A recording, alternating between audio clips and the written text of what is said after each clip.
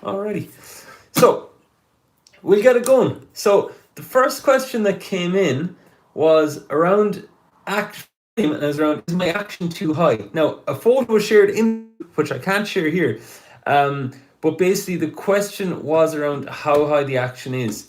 And really, when it comes to action, a lot of it can be a preference thing. I've sent my guitar to people before to get the action set, and I was warned in advance that a lot of the times people who set these guitars will set it based on their own preferences. Okay, your video quality is the same. Okay. I have another recorder going, so I'll be able to send you if the video doesn't improve. All right. Sorry about that. Give me a sec. No, it's on the right connection. Okay. Yeah. Okay. What happened was the person went to set up my setup based on their preferences, and that's one thing you got to watch out for. If you are sending it to somebody to get the action set, you need to be super specific what you want. One thing I found useful before was in a guitar store, I would try another guitar and just say to the person, I like this action here. And it gave the person exactly what I would, rather than use words to describe it. So that helped. And you're asking, can you fix it yourself? Now, the answer is yes, of course you can, William. You can totally do it. And Noel gave an amazing shout out to Noel. He gave like tips on where he got gear, how he did it, and everything. And yeah, if you're into it, you can do it like 100%. Personally, I just send it to someone. I spend most of my time practicing, teaching, and playing. But yeah, it's just like when you're at it, you just want to pick, like, if you had another guitar that you'd want another guitar that you could try these things out on. Alrighty, so just give me 1 second on YouTube here. I'm going to swap the connection a sec. Just hang tight. Let's see if I can fix this. Guys, you're watching. I know Andy hip the hoopla and William and Brian mentioned here. Is this better? Just drop me a quick comment. Let me know, is the video better? Is that okay? Yes, alrighty, good. Thanks for letting me know. Sorry about that. Okay, so get into a flow now. So that, William, that's what I'd say. Yeah, you totally can. And Noel's advice, like, and this is the cool thing about our community. Noel replied there with stuff that I didn't even know, like, and that's the point of the community. It's that everyone can chip in together. So yeah, so 100%. Hey Thomas, how are you doing? Welcome along. Okay, so the next question that came in was from Brian, and it said, I seem to be struggling with switching from other open chords to the F chord. Also the B bar chords to open chords, and getting the bar chords to ring clear. Okay, so there's 3 questions embedded in this, so I'm going to break them apart. The first one is switching from open chords to the F chord. The first thing I'd say is, with this, you just want to identify, are these changes absolutely necessary? And if they are, then to just drill them. So for example, like if I'm going from C to F, okay, Thomas tuned in from Greece, that's class. So what I do, Brian, is I just check, is there any finger that can wait in the same place when I'm on a chord going to the F? Is there any fingers that I can move first that are quicker? And then I'd break it apart and I'd analyze one chord change. So if you break apart one chord change and analyze it like this. So a common change is A minor to F. Okay, so if I break that apart, what I'm looking here for is, what finger am I making my F bar chord with first? And a lot of players will do this. They'll go, they'll put on the index and get it. Now watch this one. You see, it looks mostly on at the same time. But when you're doing it, Brian, the key thing is your thumb as well. Your thumb could be up here for your open chords, and it's got to disappear for the bar chords. So to get that movement, okay? And then if you want to share in the community after this stream, what specific chords is it? Because I have different advice to go from A minor to F than I do to go from G to F. All right? Hey, well, I'm going to say GTEF because if it's Waterboy's Fisherman's Blues, that could be one. Let me know, Brian. Am I guessing that? But that would be the thing. So you pick your open chord, your bar chord, and the key thing is to invest all your time in the change. Don't invest your time in strumming it a ton. Just take G, F, G, F, and that way as you do it, you're just drilling the change, count how many of them you get done in a minute, and now you have your metric. So let's just say you're getting 7 changes in a minute. Well, then you're aiming for 8, and then you're aiming for 10. Okay, spot on, good. Yeah, and then that's what you want to do, metric the changes. So then keep count. And I taught a student once who they were having trouble with practicing and they weren't feeling that motivated. And all we did was I asked them to count their changes and to drill this for a month. And I don't know if there's any investors here, but like it's kind of like the stock market. Like some days it's up, some days it's down. And you could be getting 7 changes per minute one day, 8 the next, 10 the next, and then for some weird reason you take a day off and you get 4. And then, but when you zoom out over a month, you could begin to see that your overall changes are getting better and better. Your baseline changes improve. All right, so that's what I'd say, Brian, but drop a comment in the community with specific chords if you want to. Hey, Niall, how's it going? Welcome in. So the crew's in the house here.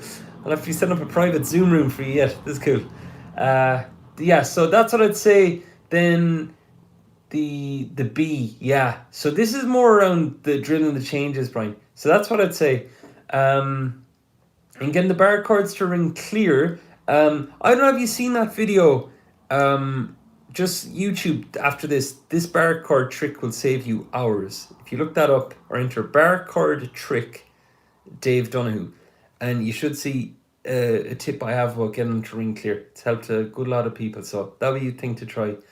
Then when you mention rhythm, yeah, what about rhythm specifically? If you want to comment it here, I'll take a look after I come round to the end of the questions. All right, so what in particular with rhythm are you struggling with? Okay, next question. We've Noel. Can I give some advice on posture techniques? Saying I tend to stoop over when I'm practicing and finding lately I'm getting pains between my shoulder blades after practice. I was wondering, would practicing standing up help with better posture? Yeah, 100%. Standing up for a start would be better, and I'll start this off by saying I'm not a doctor, not a physio, all that stuff. This is only what's helped me. Yeah, definitely standing up playing would be good. And if you're in a job where you're sitting a lot of the time, which you could be, then when you sit down more, it's like, it all adds up. So definitely standing up, practicing. And I said I'd show you this, so I'm gonna go over here. Because even with all the online guitar stuff, I'd be sitting down a lot. And my physio told me about this ball, and it kind of looks like a ninja weapon, but it's a ball, and it's a Hypervice, Hypervice, I think. I'll share it inside the community. I'll share the exact link to this, and I picked up one of these, and you basically turn it on, and it lights up, and can you hear that? Unlimited power, as it's in Star Wars. And basically, what I do is, I don't do this as much as I should. I'll just say that. But I basically turn this on and go up against the wall and rub it into the back of the shoulders and the neck and everything. And it really helps, like, massage the muscles and loosen them out. To buy one of these babies, I forget. I got it pre-inflation times, folks. It was I think it was $80-$90. God knows what they are now. But yeah. So it's like, hey Anne, how's it going? So that is I found these, sorry, there we go. I find these really useful. Yeah, so that's what I recommend. And it's not a massage gun. My physio was saying to me to use a ball, and that really helped with the lower back and everything as well, to massage out the muscles. So no, that's one thing I'd say. And I have something cool in the works around posture, which I'll keep you tuned about. It'll be coming. I'm in discussions at the minute, so I'll keep you posted on that. All right, but definitely that would help. And then Coleman asked, my back is very sore after playing on the couch. Maybe there's a good chair for playing the guitar. Yeah, I did an Alexander Technique course before, and it was all around posture. And the guy at the course taught us this thing, and use this at your own risk and be careful when you do this. But if you're using a four-legged chair, he basically was saying that if you, on a non-wheelie chair, just a regular chair, if you were to take the two legs and on the front and you just lean forward like so, if I was going like this and I'd lean the first two legs of the chair like this, and it would just, actually, I'm going to pull a chair here. I have all the props this evening. Right, here's a chair. So instead of the chair being down like this and it being like you being slouched in the chair, he was suggesting to put the back two legs off the ground, so you'd have all your sort. You'd be a lot more aligned. So this would be me sitting down normal, but if I take the two legs off, now it suddenly gets the back to engage more, and you're using a lot more just steadying into the weight in the feet. So that'd be something to try coming in. And I've done this playing guitar, and you see there, and all of a sudden I have to like be sitting way more straight up. That would definitely help. And if you're on the couch, I know the temptation with the couch is just to sink into it. So with that, that's another thing as well. If you pick the chair instead, that could be good. And then if you mix that with the massage ball, that'd be pretty good. I did do exercises there. I was at something last year and they gave us exercises, and they're by a company called Donoghue. I found them quite useful. They were just simple exercises that just go like this. You basically put out the arms and you do this and you do this. But I'll share it inside the community. They have free resources online. But the idea is it just moves muscles that generally don't get moved. Right? So I might sit in this chair for the rest of it. Right, so that is a bit about posture and moving and muscles. Okay, cool. Question from Andy about the capo. Are the chords still the same shape when using the capo, but on a different fret? Like where I place the capo, is it classified as the nut or the top of the fretboard? Perfect. So here's the setup with the capo, Andy. So when you put a capo on, the capo now acts as the nut, right? That's the number one thing it does. And the chord shapes can still be called the same, but they're really different chords. So like, for example, if you're playing the Drifters, if I go, you can dance, da, da, da, da, da, and I put a capo on up here. If you had a capo where my index is, now I play a D chord, it's going to sound the same.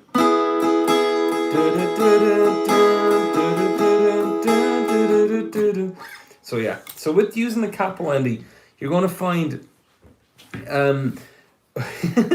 sorry, I just caught a glimpse of comments there. I'm going to get to those after the questions. Thomas, I hope you're having a good time.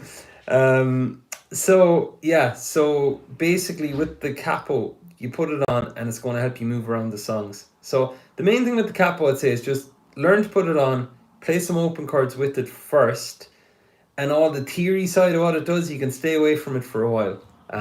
But that'll be the first step. All right. Next question is from Niall, and it's from changing from a G to the F bar chord and back again. So that's interesting already. You can see Brian and Niall are both asking about going from chords to the F bar chord. So that could be something for us to all look together inside the community after this. So changing from the G to the F bar chord and back again after moving it down the fretboard. So I'll start with the bar chord move. So if I'm on the G bar chord,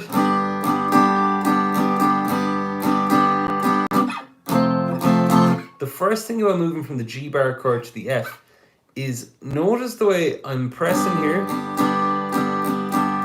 and then, now watch what happens to my hand here.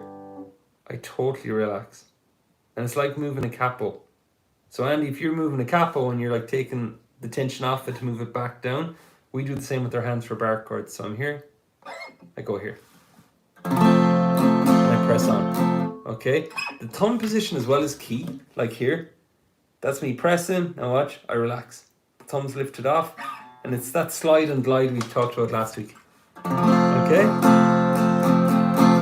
and that's what I'd suggest. Now, of course, Niall, if you want to share a video inside the community of yourself doing the change, I'll see it in an instant, and I'll just see your hand and I'll know what's happenning. So if you want to share a video, that's totally cool, and probably help Brian as well and a few others. And then you're asking about hold its position to strengthen your fingers. So strengthen your fingers on barre chords is just a work in progress, and to understand that they won't be strong all the time for everything. It's like doing muscles and weights. Like even the strongest people can't be doing, the muscles will get tired eventually. So when it comes to the barre chord, what I'd suggest is to start your practice routine with it. Get it, then when your hands get tired, play some open chords. So it's using different muscles. You can keep playing and then come back to the barre chord in a while. You could have thick strings on, like some guitars come with gauge 12 strings, whereas if you had gauge 11, or if you really want to play barre chords and you really want to make them happen, you could change your strings to gauge 10, which are lighter. So that could work too. That kind of, but the other plan is to do more pressing on them. And then if you watch TV, just do some while you're watching TV. Just pressing, relax, press, relax. Okay, and then when they get tired, take a break, you're still watching TV, then go back and press again. I found that useful for like building up strength because like let's just say if you set aside 20 minutes per day to practice and you're doing this barre chord thing and you only have a limited window, well, that's kind of it then. But if you do it while you're watching something on TV in a 1 hour window, you could have multiple attempts at doing the barre chord and build the muscles. All right, which if you're doing 20 minutes, 1 hour, that's like 3 times the time window, which means that you have 3 times the work going into the barre chord. So I hope that helps. Now, then, next question I had was from Brian. I've been thinking about starting finger picking for quite some time. I was wanting to get the fundamentals of guitar down first, like switching chords, strumming, etc. I really like the sound of finger picking. When is the best time to start finger picking? Okay, so when is the best time to start finger picking? When it comes to, I'll just take a drink of water here a sec. When it comes to guitar, you have the core things to focus on, and then you have the stuff that's of interest. And one of the easy things to happen is for everything to go into the zone of focus, and then we'll be trying loads of different stuff. So what I'd suggest is, if you have an interest in finger picking, to just pick one chord and just as part of your practice routine, Brian, just basically be like that, okay? Just practice that, and that's just something to focus on. It's not a song, it's not full of chord changes, not full of different stuff, and you're just focusing on technique. And then, like the fundamentals of guitar, in my experience and what I've found of use to students is to get the open chords done. Get the basic open chords, A, D and E, G, E minor, C and D, B minor 7, E if I haven't said it, and B7 and the 4-fingered F. Get that family of chords going and get some songs under your belt with those chords, with a nice strum pattern, and do about 2 more strum patterns. And that way you can do any amount of combos with those chords and with those strum patterns. And then when you do finger picking, it's just like a different type of pattern you're learning. So you can still apply to all your chords. That's why chords always come first, because everything you're going to want to do, if it's picking, the picking stuff, strumming, all chords, finger picking, everything's going to depend on your chords. Them being clear, them being clear, and you changing quickly between them. So that's what I'd say, Brian. And you're focusing on a Waterboy song, I remember. So I'd stick to that, and break out your focus into the verse. How's the verse? Is it complete? How's the chorus? Is that complete? How's the bridge? Is that complete? Break those out into mini projects and then get that song near to completion. Because the reality is, for anybody, once you've one song nearly there, the temptation is going to be, oh, thank God, I've been at that song for ages. I'm going to do a new song. And we forget this one. And I said it to a student today. I was like, we want to like, they were doing Shotgun and they had moved on to Dreams by the Cranberries. And I just said, Dreams by the Cranberries is something to practice and play. And then this one, Shotgun, is more about maintaining and playing it. So once you get your song, you're in maintaining it and playing it, then looking at new things to learn.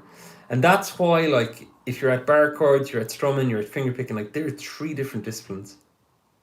And if your open chords are okay, it's okay to be doing some fingerpicking. But barre chords and open chords, that's when the focus starts to split. And that's when you got to kind of check in, are you on top of everything you need to be on top of? So, hope that helps. Bit of a ramble, but I hope that makes sense. But great questions. Okay, so I'm going to go into the chat. I'm going to start here because the school guitar crew's in the house down here, which is great to see. She's a whole crew being in. She says, "Hey Coleman, how's it going?" I hope I'm not missing anybody now. I'm flicking through the chat. This comment thread is lit. This is great. So Thomas shared he finds a bar chair is best for playing guitar as well as standing. Thanks, Thomas. That's great.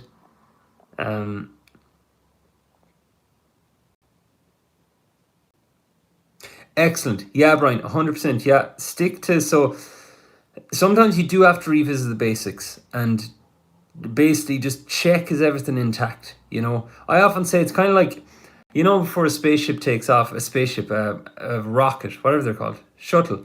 And I watch too much Star Trek at times, but shuttle takes off. They've already spent quite a lot of time checking everything's okay before it gets way, way out into the galaxy and it's too late to fix anything. Well, it can be the same for guitar playing, that you'll get so far out, then you go, oh my God, this habit was there. So that's why it's good to revisit the basics 100%. Glad you started the Strumming Masterclass, Brian. Yeah, there's a lot of stuff in it, but it's all broken down. So that will definitely help. Okay. Okay, William shared, yeah, he always sees it as relative to capo and sheet music. That's cool.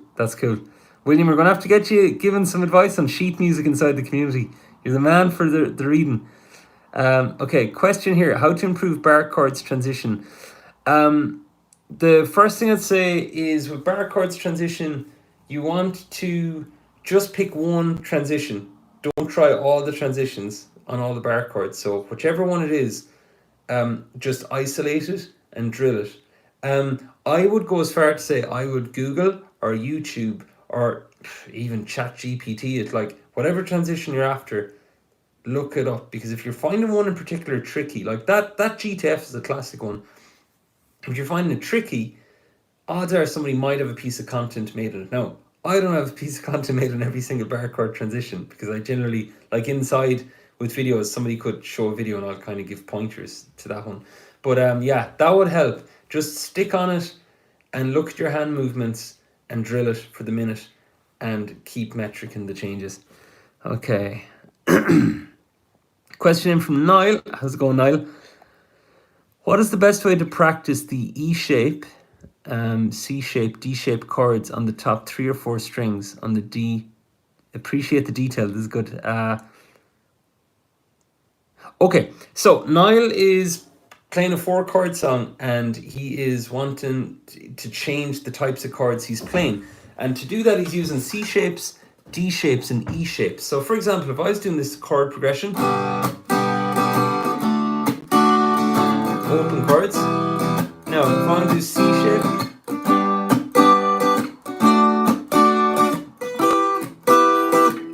and one more I'll give.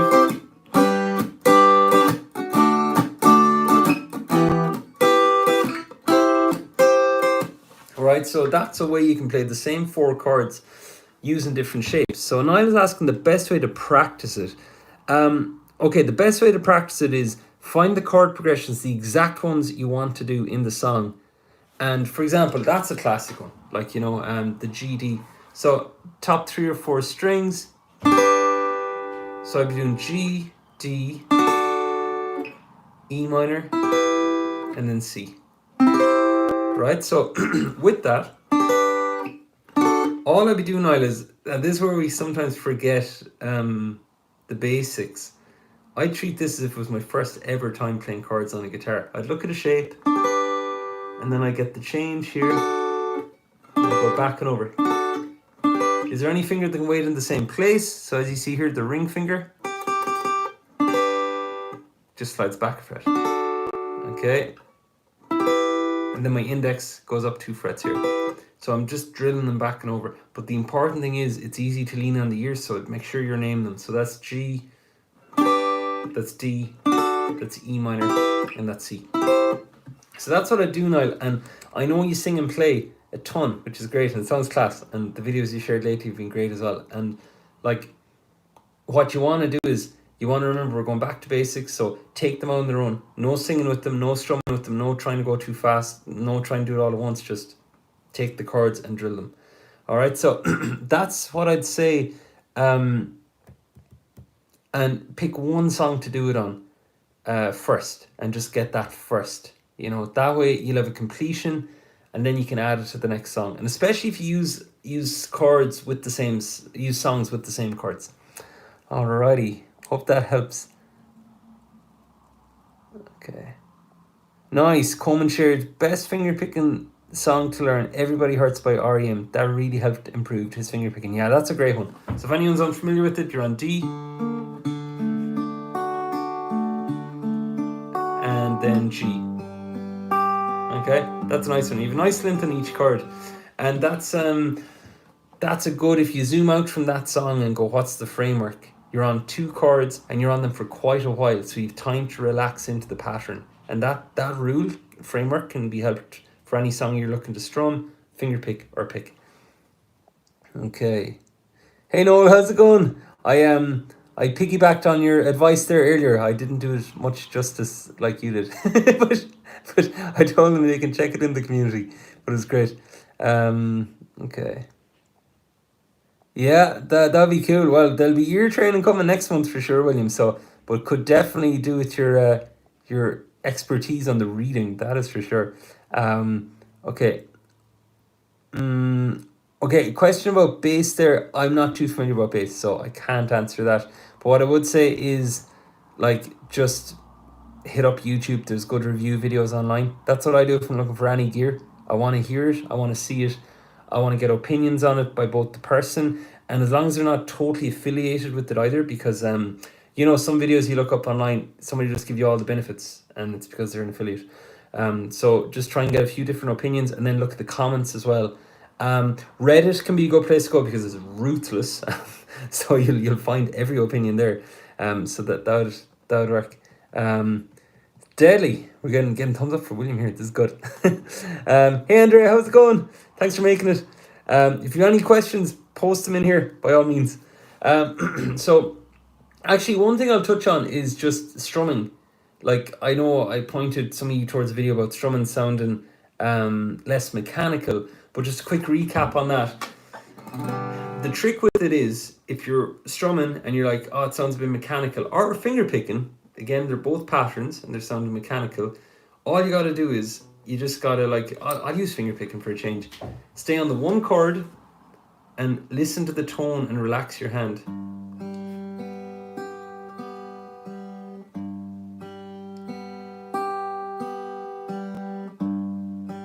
See that? So all I'm doing is focusing on that one. Okay?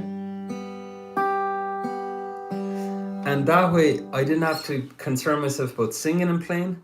I didn't have to concern myself with the chord change. I didn't have to concern myself with the tricky shape or a different song section or lyrics, trying to nothing.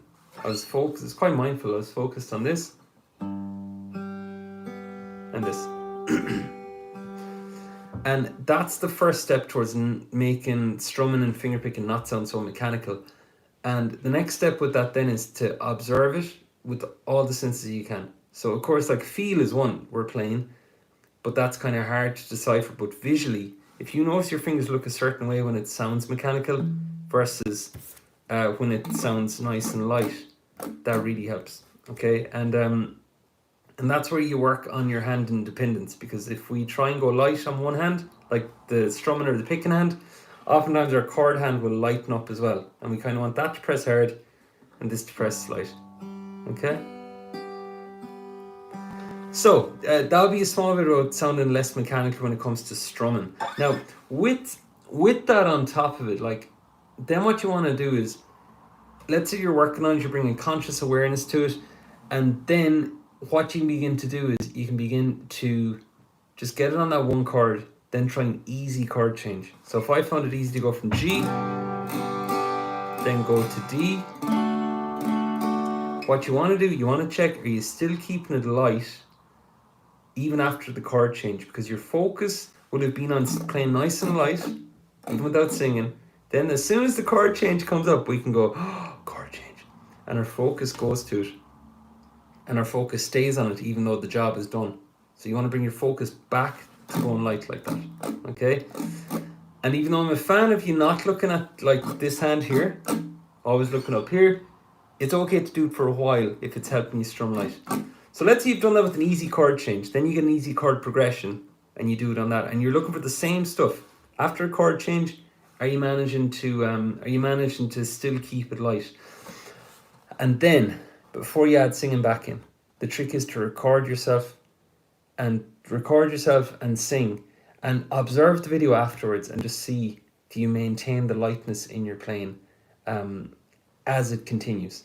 Okay, so we've gone the whole spectrum here. We've gone from basically it being mechanical to how to break it on one chord, easy chord change, chord progression, all the time bringing it back to how it looks, how it sounds, and then record yourself. And if you do hear it go mechanical more, all you got to do is start to kind of go, okay, it's happening at that point. And oftentimes if you're singing and playing, it's because we'll start to focus more on the singing. And when you think about it, like Ed Sheeran or any of them playing, like, nobody ever says, God, that G chord at that concert was amazing. They always talk about singing. So we often have a unconscious bias towards how the singing sounds and putting all our focus into it. I'm going to grab a quick drink of water here a sec. So I hope that helps, Andrea. Okay. Oh, I haven't heard that. Okay, that's one sharing the community. A good beginning finger picking song. We should set up a thread for good beginner finger picking songs. I know we have our beginner mega thread, but one for finger picking would be good. Question in: when did I start playing guitar? When I was 12. I started when I was 12. Yeah, acoustic. Saw Sultans of Swing being played. This one, if you're unfamiliar. And I was like, that's cool. Gotta get lessons. And I got lessons off an amazing teacher for 5 years. And I, on top of going to him, I had an amazing music teacher in the school I went to, and there was a whole community of musicians. And so I had my one lesson per week, and then I had my community, that's what it was, of musicians that some were better than me, some I was a bit further along than others, and we all helped each other. And that's basically like the school framework we have going on inside the school of guitar. You've every type of world in it, like, you know, it's great. Okay, questions. No, I haven't heard of Sam Tompkins. Sorry, Tom Cruise. Loved you in the last Top Gun. It was really good. Okay, so the other one you're gonna say, okay. I don't know that one actually. Okay, you're very welcome, Andrea. Okay, so I'm gonna hop over here to see if there's any other questions here. Sometimes some cool questions come in. Okay, I'm gonna go through here. Okay.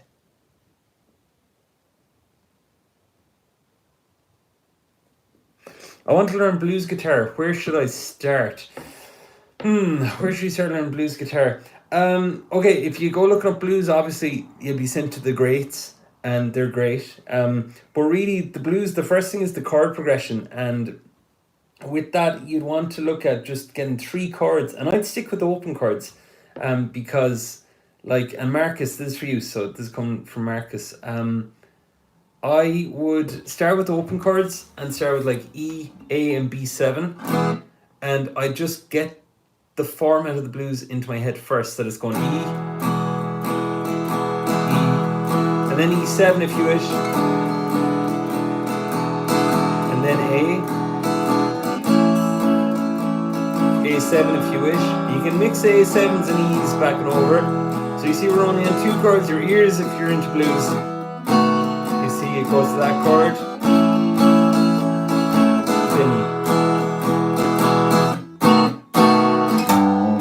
Right, that'll be the first step, Marcus, to get that with an open chord and to get that chord progression into your mind. So the unspoken thing with the blues is you're on the first chord, then you go to chord 4, then you go back to chord 1, and then there's the chord 5, and then there's the last line of the 12-bar blues generally varies amongst artists. There's many different like turnarounds they're called. So I'd start with that. You start with a nice little strum like that, and then after that you can basically do sorry. I'll stay tuned for the next one. So yeah, you want to get on that, and as you do that, then you can get into like a bit more about the rhythms.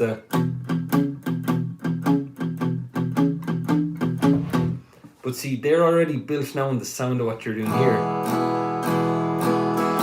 right? And when you do that, then it makes the lifting a lot easier for the rest of it because you kind of know when to change. So they're just nice, straightforward blues. This one will be a bit weirder. And you see, it's the slower type of blues. Okay, I'm not going like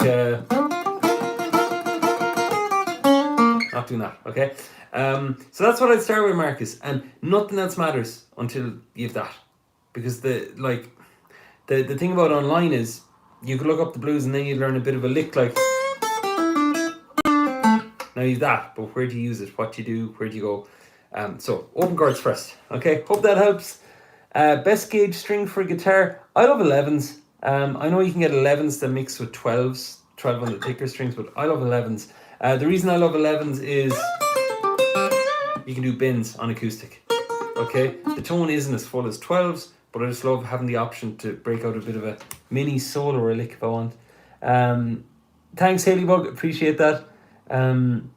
What electric acoustic would I recommend for around £300? I'm a big fan of Taylor's. I don't know, is Ken on the stream? I don't think he is. There's a member inside our community called Ken, and Ken has a ton of, like, he's big into guitars. So he'd be a good man to ask, but I'll give my opinion here.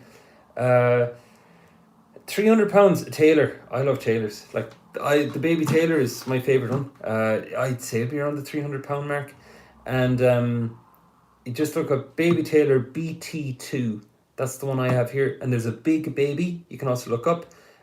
Just a slightly bigger model. And then I'd always aim to buy pre-owned because you can obviously save a bit more and move up in model.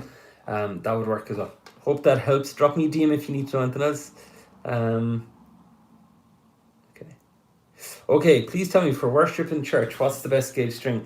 I have never played worship in church, so I can't answer that. My apologies. But there is a channel I know of a cool guy called Charles. If you enter CHARL,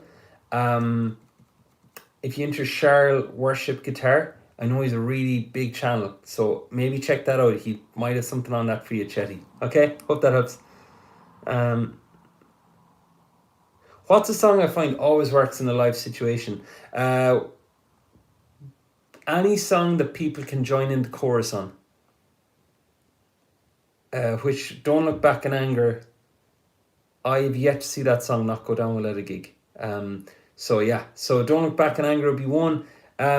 If you have my 101 songs list, there's a ton on that if you want to check that out. Okay, you'll find it in any of the videos there. But anything with the big anthemic type of chorus, that would work well. You know, and you know what, sometimes too, the demographic will give away. Like nowadays Oasis stuff go down well, but years ago it might have been another band, you know. Alrighty, just doing a quick flick here. Any more questions? Okay, I think we're good.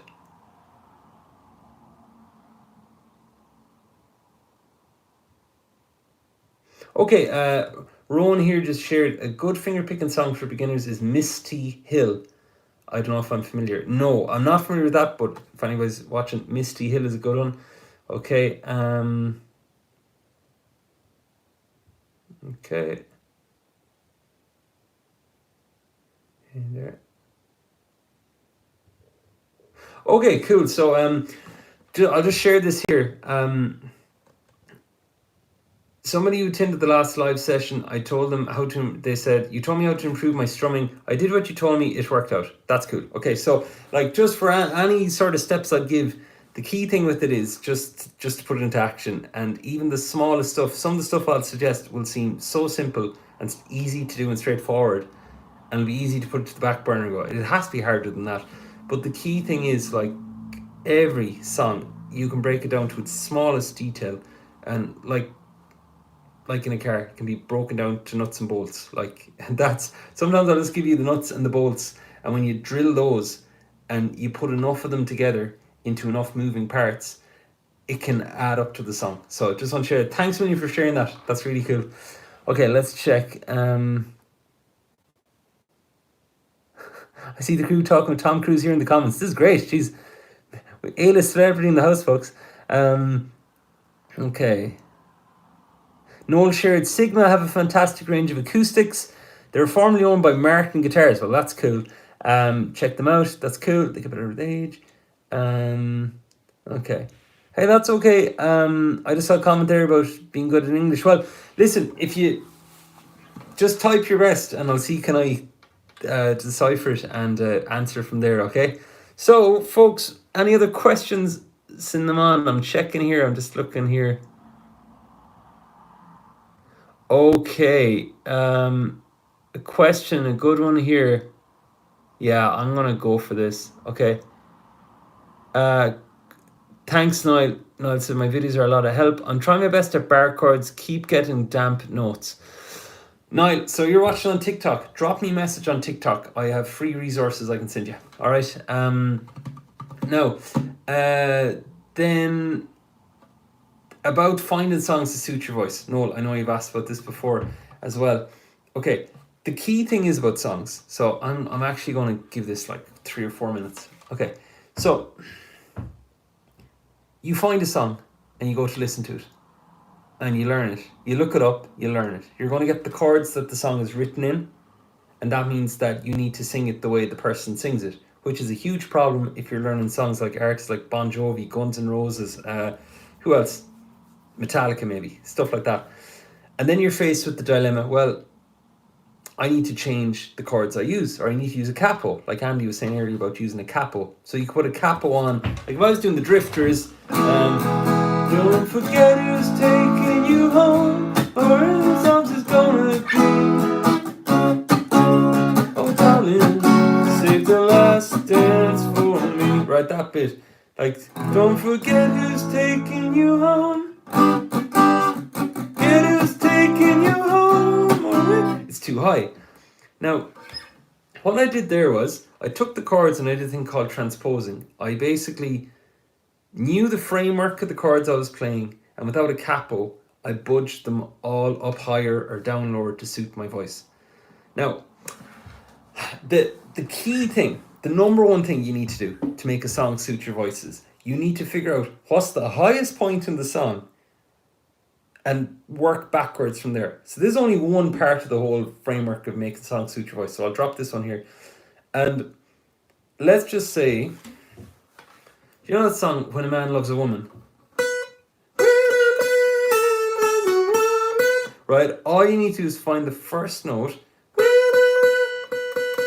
And let's just say I can't hit that. And I'll go, when a man loves a woman, when you basically play up a string until you find the note that matches. Now you got your first note, and you gotta find the note, the name of that note, which is a D.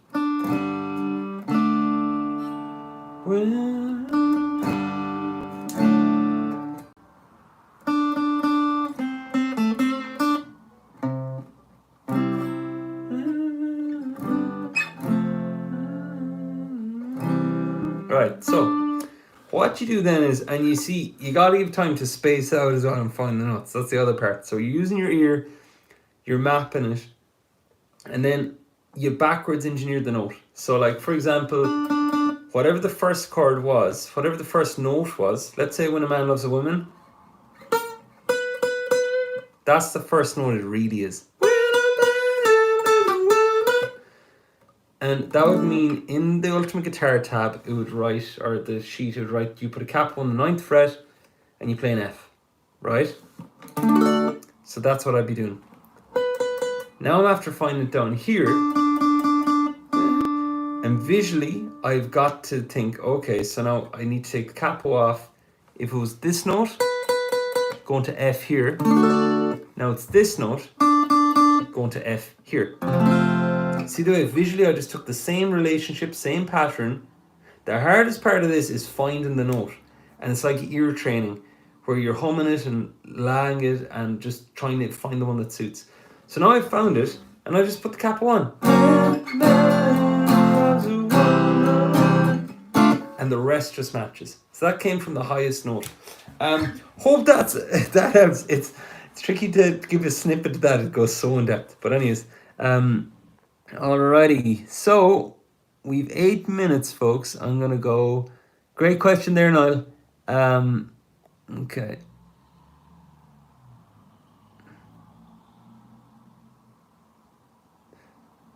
Okay.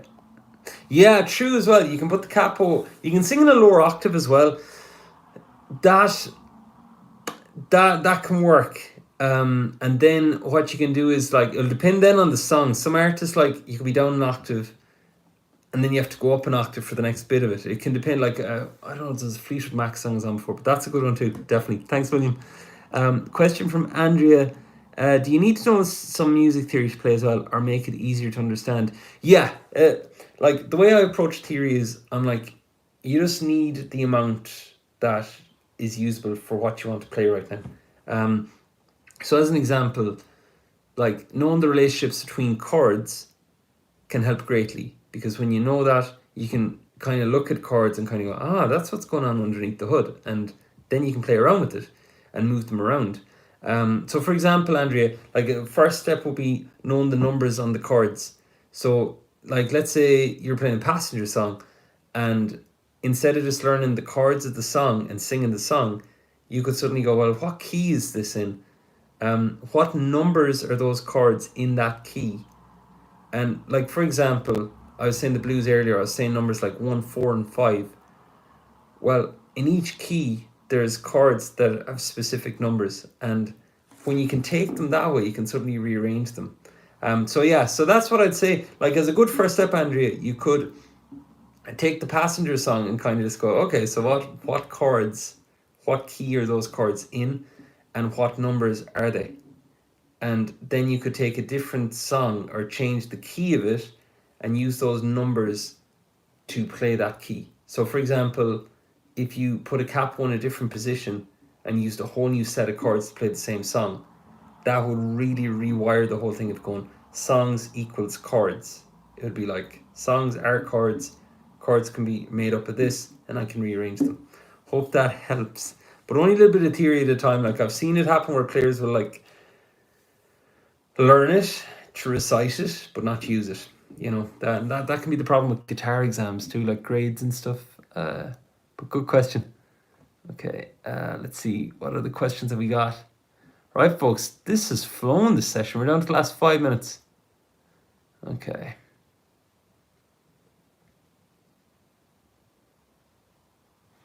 Okay.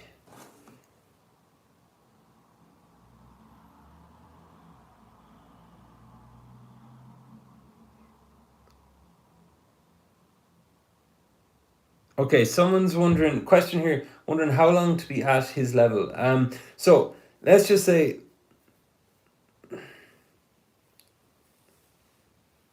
it varies.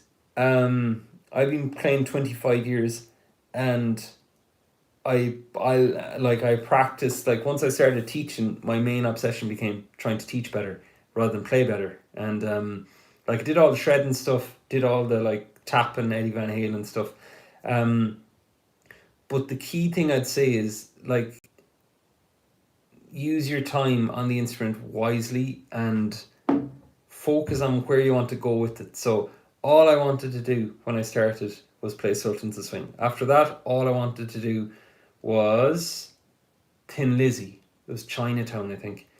And I always had a song goal in mind, and that's where I was headed. And the skills you learn as a byproduct of where you're going is the type of player you become. So as an example, I didn't touch jazz. I didn't get into like percussive acoustics. So Andy McKee, he was like, I was whatever years playing when he came out. And my skill set didn't build to that. So the first thing you want to get clear on is what you want to learn, and your level will generally, as a byproduct, you'll up level as a byproduct of where you're going.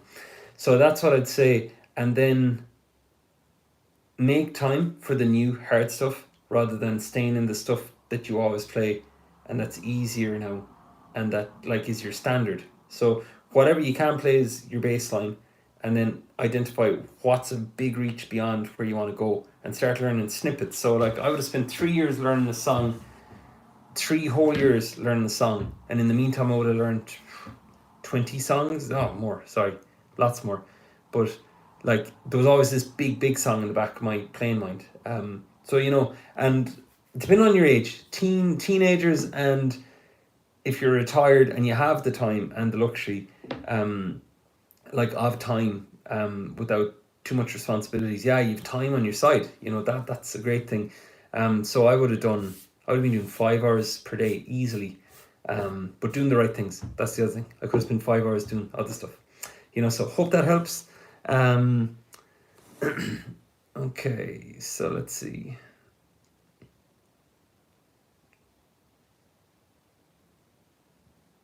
Okay, question here. How to do hybrid picking? The one where you strum with the pick and pick the other strings with your hand. Like, if I was doing something like that, all I'm doing is make sure you hold the pick with your thumb and your index, and then you pick the root note, and notice the way I've relaxed my fingers. They're just going like this. Okay, that's all I do. And you know the drill at this stage. I do it on one chord. I'd look at the hand, like the sort in the mechanical strumming. I'd look at the hand, get it on that, get it on an easy chord progression. No singing yet, no speeding yet, no speeding up yet. Then get an easy chord progression, get it on that, video myself, and check that I would be keeping it intact even as I do that. Hope that helps. All right. So as part of a practice plan, you could just get your G chord, do it on that, C chord, do it on that, then start connecting them up. Alrighty. Okay, folks, we're down to the last minute. I'll take one last question. If anybody has one, I'll keep an eye out.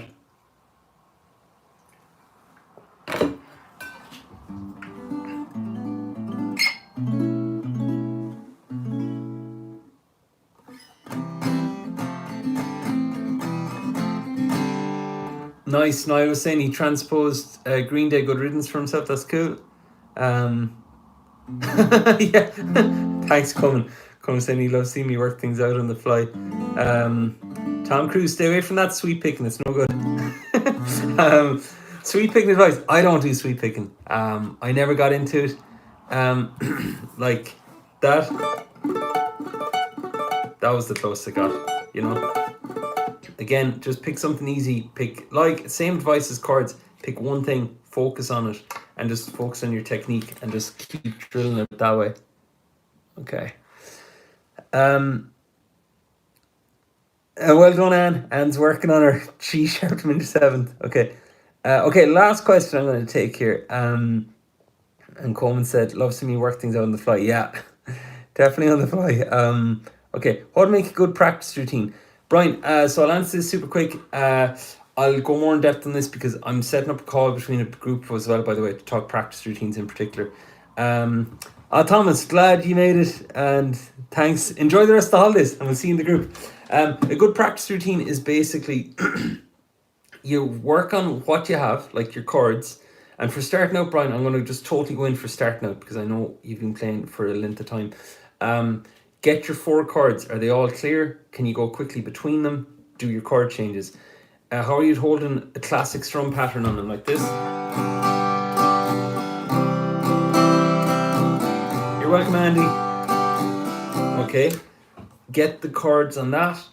then start aiming to play with the song and then break down the sections, right? I'm going to go more in depth on this inside the community because practice routines, there's common threads that will help you all, and then there's certain things you'll notice at different stages of the guitar journey that will come up.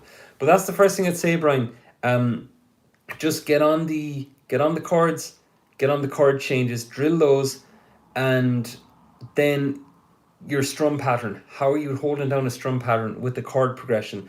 With that, if there's any gap in your chords, you want to drill that chord change specifically. So now you're doing your strum pattern with the chord progression, and then you start seeing, can you do that chord progression twice in a row, 4 times in a row, 8 times in a row? And when you do that, you're starting to lengthen out the song, and you build the endurance muscle and the reliability in your playing to go the distance with it, because you could be a player who could play 4 chords really well for 2 times in a row, but all of a sudden if you have to do it 8 times, or some songs are like 22 times in a row, if it's a 4-minute song, that's when you'll suddenly notice your work isn't around chords and chord changes and strumming. Your work is around, can I maintain this? Can I keep focus? So that's what I'd say. Okay, we're going to go more in depth on that again though. All right, folks, I'm going to leave it here. Thank you so much for making it, and I'll catch you next week, same time again. And for all you who are inside the School of Guitar, I'll chat with you after this. And if any aren't in the School of Guitar and want to hop in and join an amazing crew of guitarists, you'll find the link in my Instagram profile. Okay, this community is amazing. Okay, can't wait to catch up with you in a few minutes. All right, we'll see you soon. You're so welcome. You're welcome, William. Tom, you're welcome as well. Okay, we'll see you soon, everybody. Andy, so welcome. Bye.